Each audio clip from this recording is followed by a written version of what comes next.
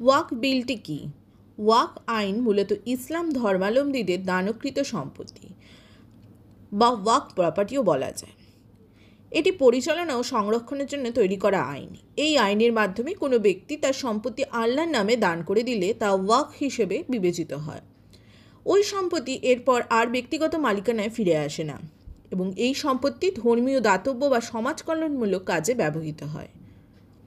বাংলাদেশে ওয়াকফ অর্ডিন্যান্স 1962 সালে চালু আছে, যা পরে সংশোধনের মাধ্যমে ওয়াকফ অ্যামেন্ডমেন্ট অ্যাক্ট নামে পরিচিত হয়।